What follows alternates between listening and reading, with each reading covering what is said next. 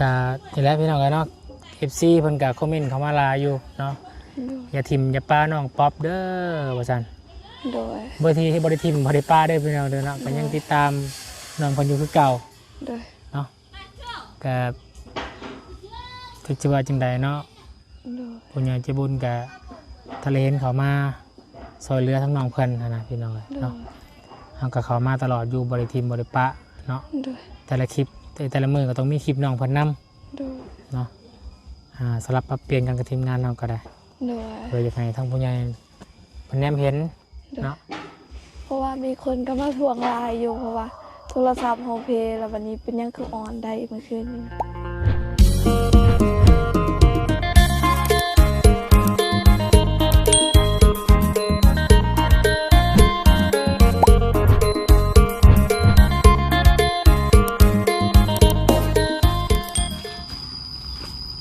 มาพี่น้องเอ้ยเขามาเยี่ยมยามน้องป๊อปปี้ก่อนอยู่เฮือนอยู่ซานอยู่บ่ป๊อปเอ้ยป๊อปปี้อยู่สายยังคือเก่าอยู่พี่น้องเอ้ยเนาะทางเสาเฮือนเสาซานยังนอนอยู่คือเก่าเอาล่าสุดนี่ที่ส่งหาทางเจ้าของเสาก่อนพี่น้องเลยสบายดีเด้อน้องป๊อปเด้อสบายดีและสวัสดีเบิ่งถ่ายไปให้เจ้าของเสาเบิ่งก่อน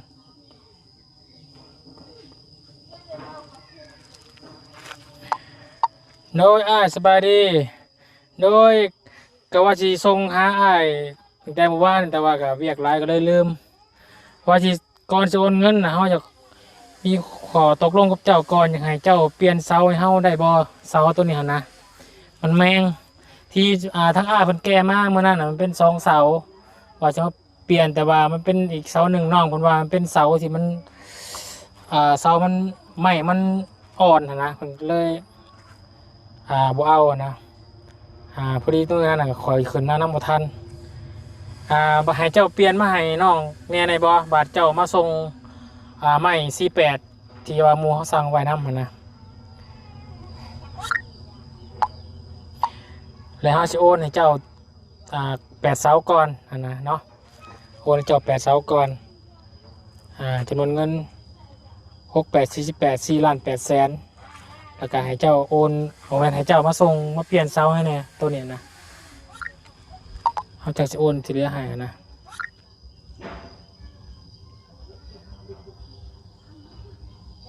นี่นี่เสาตัวนี้มันแมงแบบมันโกนเข้าไปข้างในเลยนะนี่มันบดงามเลยนะตัวนี้เป็นบัดลำเลยโอ้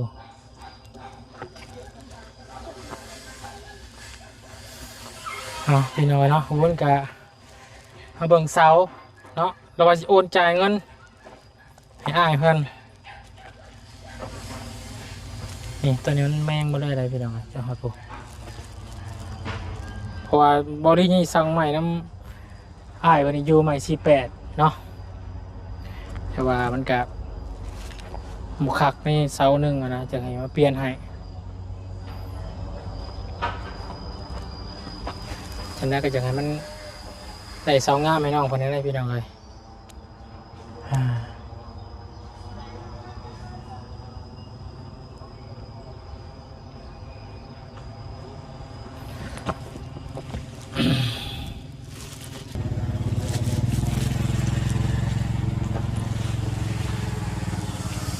ตึ๊บเ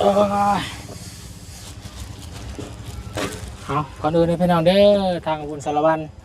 ขอกราบทักทายสบายดีพ่อแม่พี่น้องเด้อสบายดีหมู่เพื่อนกันเบิดสุขุสุขคนสบายดีFC และผู้ใหญ่ใจบุญเบิดทุกท่านยินดีต้อนรับเข้าสู่ช่อง YouTube บาบุญสารวัตรพี่น้องเลยมาน้องป๊อปมานั่งกันนั่งดีเลยเสาหนีบก้นเลยเอาซื้อน้ำมะพร้าวน้ำข้าว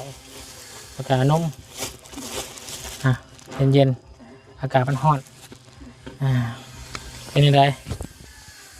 เสียหยาคือเก่า โดยไปเสียยาคือเก่า เสียหยาคือเก่าแต่ละมื้อพี่น้องเนาะน้องเพิ่นก็ได้ โดย ออกจากเวียกก็ได้บาดนี้พี่น้องเนาะ โดย เพราะว่าก็มาย้อนเสียหยาบัดนี้เสียหยาแล้วสิเข้าไปเวียกอีกได้บ่ ได้ ได้เนาะ ได้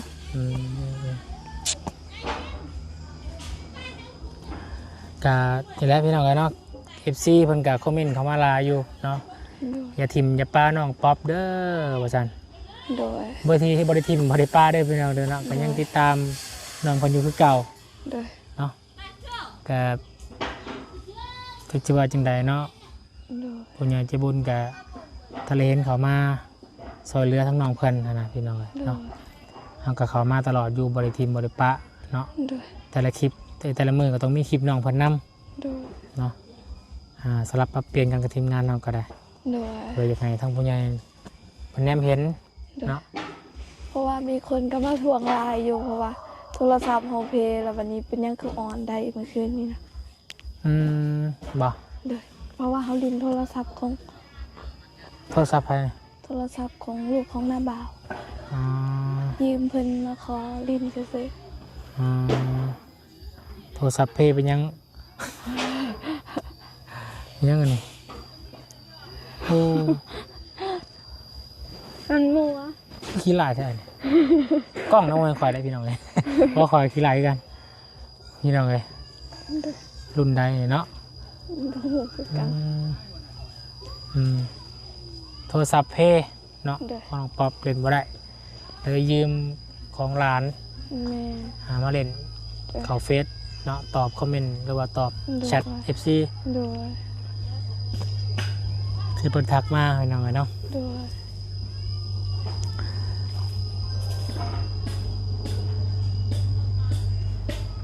เพิ่นทักมาไลน์บางคน FC ทักมาไลน์อยู่บ่ ลาย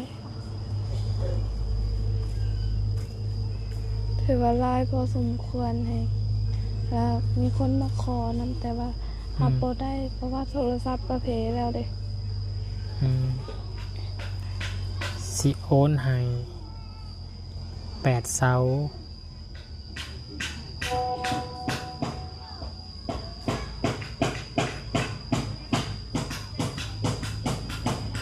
เด้ออ้ายสิโอนให้8เสาก่อนเด้อ4ล้าน8เนาะส่วนที่เหลือเสาหาเอาต้นงามไว้ให้น้องเด้ออ้ายเด้อน้องมาพร้อมกับไม้ที่ว่าหมู่เขาสั่งไปนั่นแหละจังได๋ก็รบกวนนี่ได้เด้อขอบใจหลายเพิ่นโอเคอยู่ถ้าไปเปลี่ยนให้ โดย บ่เปลี่ยนให้บ่ได้ได้ ดีใจอยู่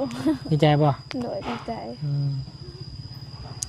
เพราะว่าบุญเข้าใจอยู่ดอกเนาะ โดย คิดใส่ใจผู้ที่หับเสาแมงเสาบ่งาม โดย หรือว่าหับเครื่องของที่บ่งามโดยที่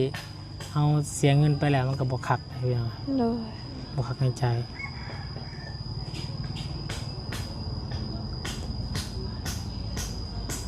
ว้ายได้หยังกินมาเนี่ย ยังบ่มีของกินเถื่อมีแต่แม่สวนละตอนแรกสิไปสอนปลาบ่ อืม ฝนบ่ตกก็คือสิไปกวาดหมู่นั่นแหละ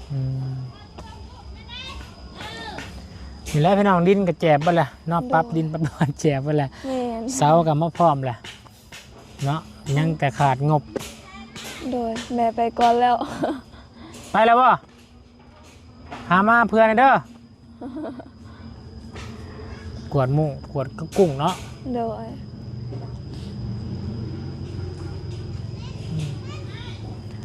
มันขาดงบต่อเติมต่อไปเนาะ โดย ขาดคาสร้าง แม่ ขาดร้ายอย่างพี่น้องเลยเนาะสำหรับเพื่อนน้องป๊อป โดย ไปชวนมันมื้อนี้มันเฮางามแฮงดีใจเพราะว่าสองมือแล้วมันโดย มันงามบ่ งามใหญ่เบิดแล้ว โอ้ ถือว่าครึ่งหนึง เพราะว่าเขาเสียหยาวแล้วฝนตกใส่เนาะ โดย มันงามอยู่เลยอืม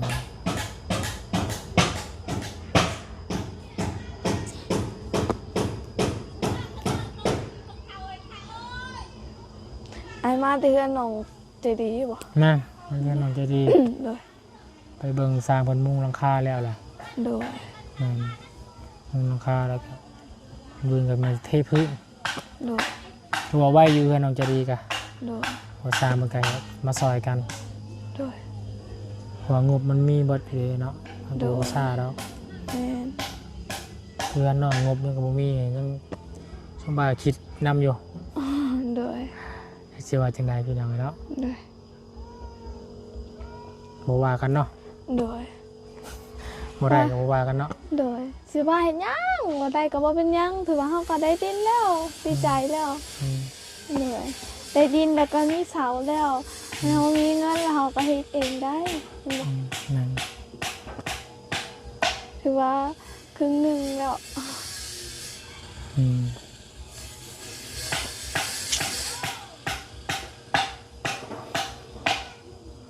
พี่แล้วพี่เอาเลยขออนุญาตพี่น้องอยากนอน โดย ที่ว่าวุ่นบ่อยากตับปั๊บนารินบ่อยากมั่งครั่วเพิ่นก็ย้อนแบบนี้แหละเพื่อ โดย มั่งแล้วปั๊บอันนี้แล้วนี่แล้วเพื่อนครั่วก็มั่งทิมไปซื้อแบบ ยังบ่มีการเฮ็ดเทือนต่อเนื่องอะนะ โดย ก็วุ่นคิดเพื่อแบบนี้แหละแต่มันก็เฮ็ดไปแล้วพี่น้องเนาะ โดย น้องคนหนึงเข้าคนหนึงเข้าใส่ฝนเนาะ โด ฝน ย ตกใส่ แม่นเมื่อเช้านี้หนึงบ่ได้เลย ไปขอหนึงอยู่เฮือนของน้าบ่าวนี่ นี่ พาให้ให้ให้แม่ยาหนึ่งก้อน อืม ให้ยาคอยหนึ่งก้อนแล้ววันนี้แล้วแม่คอยจึงไปหนึ่งอีก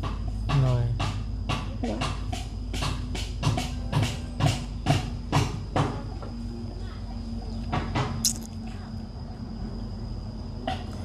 บ่ได้ไปแป้งมาโทรศัพท์ จะไปแปลงอยู่แต่ว่าผมมีเงินไปเอา เท่าไหร่นะครับเป็น ประมาณแปลงรุ่น400,000เนาะ 400,000 โดย ไปแป้งอยู่ห้านแล้วบ่ได้นะ นะ ไปแป้งโทรศัพท์อยู่ห้านแล้ว โดยไปแปลง อยู่ห้านซ่อมแล้ว โดย แต่ว่าบ่มีเงินไปเอา โดย อืม ไปแปลงมาติดโดนแล้ว อืม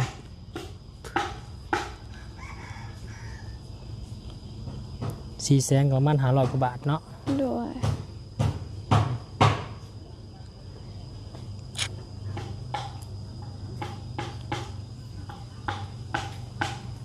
นี่สิว่าจังได๋พี่น้องเนาะก็บ่มีแนวเฮ็ดเนาะมาแต่ละมื้อหาน้องเพิ่นก็เยี่ยมยามปกติเนาะ โดย บ่มีแนว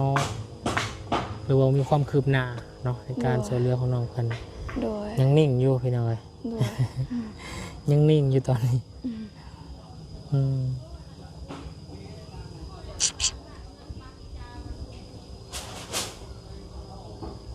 เฮ็ดไอ้แทนน้องน่ะแม่นน้องดอนบ่เฮ็ดเวียกแทนน้องบ่แม่น น้ บ่ องเมย น้องเมยบ่ โดย เออ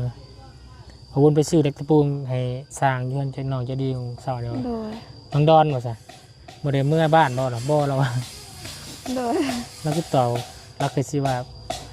ข่อยบ่จื้อลาวไปจักเนาะ โดย น้องเมยพอดีว่ามาเอาเจ้าอยู่นี่แม่นบ่ แม่น สอนเอาวุ้นบ่จื้อ โดย บ่น้องดอนอยู่ไสน้องดอน น้องดอนอยู่บ้านตะนาง อืม คุณว่าได้ไปเฮ็ดเวียก อืมแต่เพิ่นอยู่บ้านบ่นี่นะ โดย อืม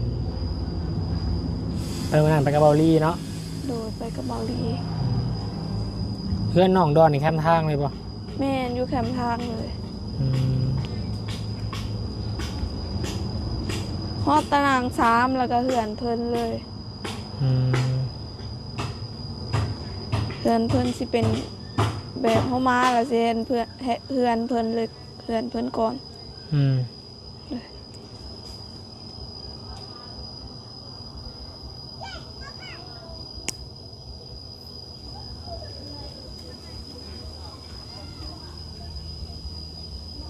ช่วงนี้บริไปหาน้ำใหม่มาขายป่ะ น้องดอนหั่นบ่ แม่น บ่ฮู้คือกัน เจ้าบริไปบ่เลยค่าเสียหยาเนาะ โดยค่าเสียหยัง อืม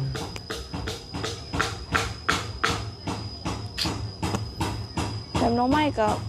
บ่ค่อยมีแล้วขายอยู่นี่หั่นแล้วก็ขายบ่ดีนำแน่มีแต่ถ่ายให้น้องไม้ออกไลน์แล้วก็สิออกไปขายอยู่เวียดคือเก่า อืม โดย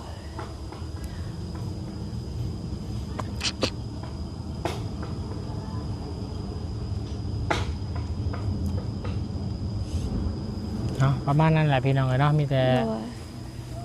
ห รอถ่าเพิ่นมาส่งใหม่ต่อไปเนาะ โดย ส่งใหม่ส่งเสามาให้ก่อนยังเสาอีกเสาหนึ่ง โดย บูนที่จ่ายเพิ่นไปก่อน8เสา โดย ก็ยังอีกเสาหนึ่งมาส่งแล้วจังให้น้องป๊อปส่งบอกกับเพิ่นเด้อ โดย ให้น้องป๊อปเบิ่งคือเก่าแหล้วเนาะ โดย แล้วก็ตัวนั้นน้องเพิ่นบ่มีโทรศัพท์พี่น้องเนาะ ก็ จังหน่อย โท เพิ่ ร น ศัพ ถ่าย ท์ อืม ของลูกของหน้าบ่าวเอาตกแตกไปแล้วคือกัน โทรศัพท์ก็บ่มีใช้โอ้ยเนาะสิว่าจังได๋ โดย น้องเพิ่นก็ได้ จักสีซอยจังใดเนาะ โดย แต่ซอยแบบนี้แหละเนาะมาเยี่ยม โดย มายามถ่ายคลิปถ่ายทำให้พี่น้องนะฮะปลาลุง FC เพิ่นได้รับได้ชม โดย แต่ว่าเพิ่นจากโซจากซอยหรือว่าทางน้องก็สาธุนำแหละเนาะ โดย ก็ดีใจนำแหละพี่น้องแต่ว่าตอนนี้ยังบ่มีเด้อพี่น้องเด้อเนาะ โดย ประมาณน้องป๊อปสิซื้อใหม่ต่อไปยังบ่มีสิสร้างก็ยังบ่มี โดย หรือว่ายังขาดอีกหลายเนาะ โดย สำหรับเพื่อนน้องเพิ่นแต่ว่าน้องเพิ่นก็ทำใจไว้แล้วเนาะ โดย ทำใจไว้แล้วบ่ โดยทำใจแล้ว ทำใจแล้วเนาะ โดย มวยเราชุบอาจิทีมสปาเนาะก็มาถ่ายข้ามหาตลอดเนาะ โดย กับถามปรึกษาเบาลี่บ้านี่ก็เงียบๆอยู่เบาลี่กัน โดย คุณยายจะดีกะคือว่าเศรษฐกิจสมือนี่เนาะ โดย ว่าภัยพี่น้องเนาะ โดย เรื่องเศรษฐกิจโลกเนาะเศรษฐกิจบ้านเมือง โดย บ่ค่อยดีการเงินบ่แลนการงานบ่ได้ โดย ชุบอายก็ยังอีรอท้อถอยแหละ โดย วิวกับบ่ค่อยดีออดแอด โดย นี่กาเขาก็เฮ็ดทำหน้าที่แนะนำสายบุญต่อไปหั่นแหละเนาะ โดย สู้ๆต่อไป โดย ฝากกำลังความคือกันเด้อ โดยขอบใจเด้อ โดย โดยความสุขอวยพร โดย โดย อย่าวนไปเบียดทางอื่นก่อนเด้อ โดย เอาดีๆไม่แห้งโดยเป็นยังไงพักผ่อนเนาะไปจ้าโอเคพี่น้องกันเนาะวุ้นก็จะได้ขออนุญาตจบคลิปแล้วก็จะได้ไปโอนเงินให้ทั้งเจ้าของเสาวุ้นโอนไป8 เสา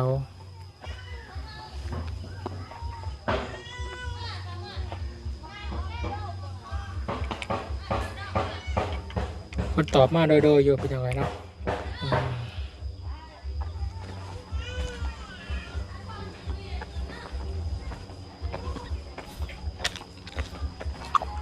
พระเช้าโอเคได้อพี่น้องเด้อขอลำขอลาคลิปนี้ก่อนพอๆกันในคลิปหน้าก็แล้วกันคลิปนี้ขอบคุญขอบคุณขอบคุณใจของพี่น้องFCเพื่อนสุขุมสุคนที่ให้เกียรติติดตามรับชมเด้อขอให้พี่น้องอยู่ดีไม่แห้งเพื่อนสุขุมสุคนขอให้ถูกหวยรวยเบอร์ขอให้รวยวันรวยคืนเงินคำหลังไหลเข้ามาในครอบในครัวในพงในไทยเดินทางไปใช้มาใส่ให้ตลอดปลอดภัยเด้อพี่น้องเด้อตอนเดินเงินหลังอีกแล้วพี่น้องเลยโตงาม